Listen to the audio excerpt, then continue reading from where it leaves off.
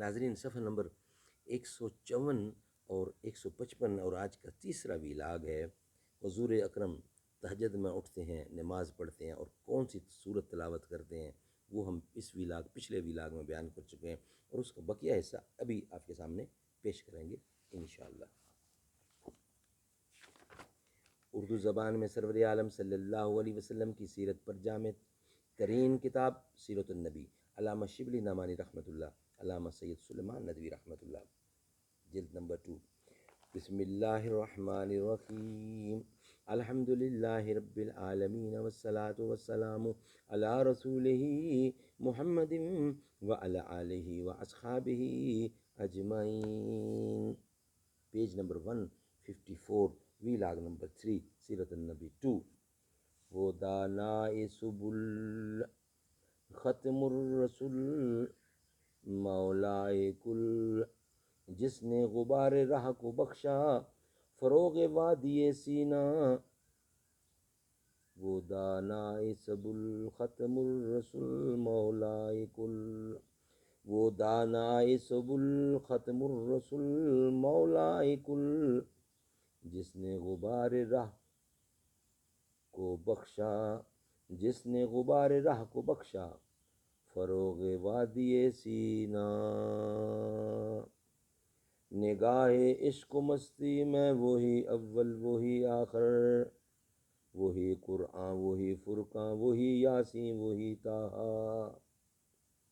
نگاہ عشق و مستی میں وہی اول وہی آخر، وہی قرآن وہی فرقان وہی یاسین وہی طٰہٰ۔ نماز تہجد کے لیے حضور اٹھتے ہیں اور کون سی آیت تلاوت کرتے ہیں یہ پچھلے ویلاگ میں بتا دیا۔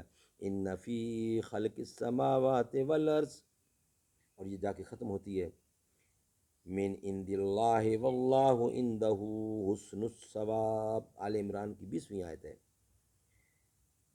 اس کا ترجمہ اور آیت دونوں پیش کی ہیں۔ اسی موقع پر آپ نے یہ الفاظ بھی کہے، یعنی اسی موقع پر آپ یہ الفاظ بھی کہا کرتے تھے جو سرتاپا پار روحانیت میں ڈوبے ہوئے تھے۔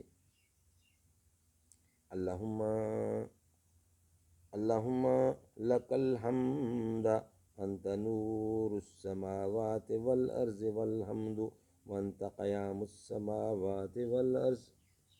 ناظرین، یہ آیت عربی میں لکھی ہوئی ہے، چونکہ کلیئر نہیں ہے تو خدشہ ہے کہ گناہ ہو وہ غلط پڑھنے میں، اس لیے میں اس کو چھوڑ دیتا ہوں، صرف اس کا اردو ترجمہ پیش کر رہا ہوں آپ کے لیے۔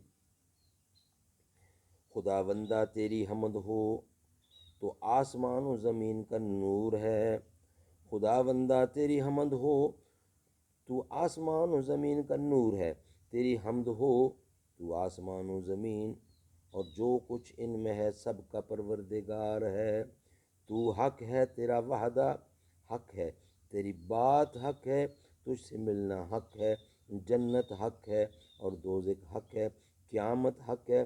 خدا بندہ میں نے تیرے ہی آستانے پر سر جھکایا ہے، تجھی پر ایمان لایا ہوں، تجھی پر میں نے بھروسہ کیا، تیرے ہی زور پر جھگڑتا ہوں، تجھ سے فیصلہ چاہتا ہوں، تو میرا اگلا اور پچھلا کھلا اور چھپا ہر ایک گناہ معاف کر، تو ہی میرا معبود ہے، تیرے سوا کوئی اور معبود نہیں۔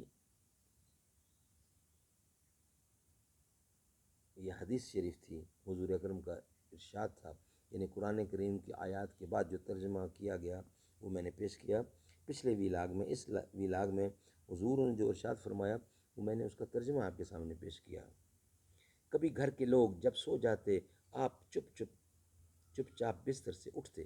انشاءاللہ اس کو ہم ویلاگ نیکسٹ کا حصہ بناتے ہیں آپ کی خدمت کے لیے، چوتھے ویلاگ میں ہم انشاءاللہ اس کو پیش کریں گے۔ اب یہاں ہی ختم کرتے ہیں ہم۔